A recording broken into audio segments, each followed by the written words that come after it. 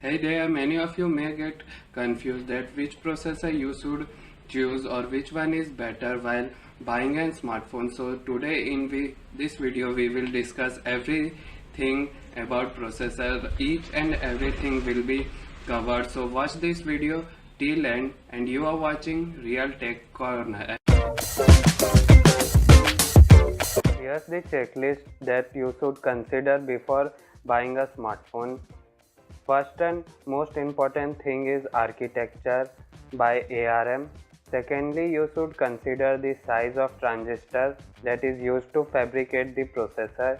It is also commonly known as the technology used to make processor.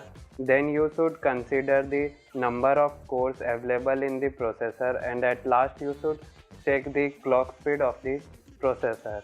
So let's begin with most important thing, that is architecture of processor. All the architecture of processors are designed by ARM, and then ARM provide license to processor manufacturers like Qualcomm, Samsung, Honor and MediaTek. So which architecture is best by ARM? So the best shortcut to know which architecture is better is the higher the architecture index number is, the better it will be. So the bigger number architecture will perform better than the smaller number architecture, because ARM provide index number serially. So latest architecture will have bigger number. ARM just provide the planning of the processor better, the planning, and the processor will perform better. For example, from ARM Cortex A53 and ARM Cortex A73, the ARM Cortex A73 will perform better. Now you are clear about architecture. So now let's go to the size of transistor or technology used to fabricate the processor. So the smaller the transistor will be, better the performance will be, because it will consume less power and time in doing same task as compared to bigger transistor. So if smaller transistor is used, then more number of transistors can be fitted on the same area and it will provide efficiency here.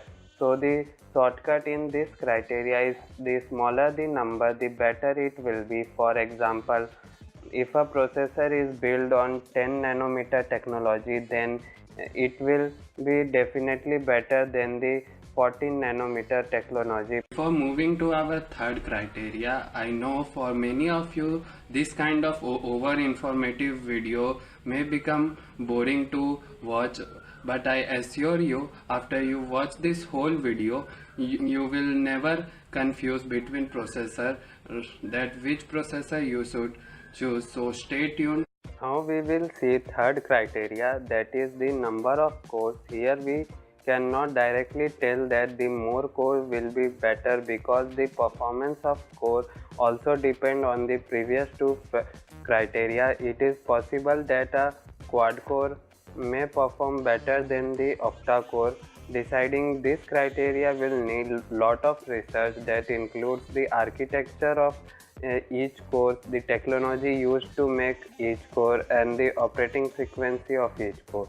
It is even possible that the processor may contain more than two architectures, like a processor can contain 5 cores of ARM Cortex A73 and 3 cores of ARM Cortex A53, where A73 core will handle intensive processing while consuming high power, and where a Cortex A53 will handle light processing consuming less power. So this kind of combination can help to attain optimum performance and by increasing the battery life. Now we came to our last criteria, that is operating frequency or the clock speed.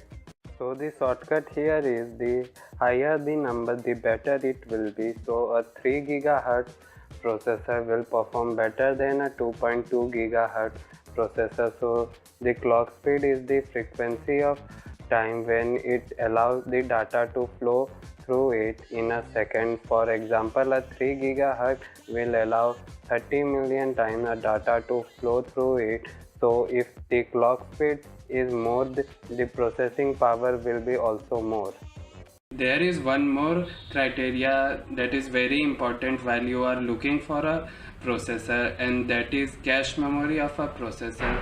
A cache memory is a very important part of the processor. So let's begin, and it is the bonus for those who are still watching this video. Now this cache memory is definitely not related to the cache data of an app on your smartphone. Here we are talking about cache that exists on a hardware level, a smartphone processor, where each core will have its own cache data, and each core's cache memory will interact on a different level of cache memory that are shared between multiple core. Here also the larger will give more benefit. A cache memory is much faster than RAM. Pro- Processor always fetch data from the cache memory, and cache memory fetches data from RAM. Cache memory contains all the data and instructions that are frequently needed by the processor to operate. So a best processor will be the optimum combination of all these three criterias, and we will also have to take in consideration the pricing factor. Best processor for a person will vary according to their daily uses. A processor which is better for a gamer, it may not be that good to a businessman.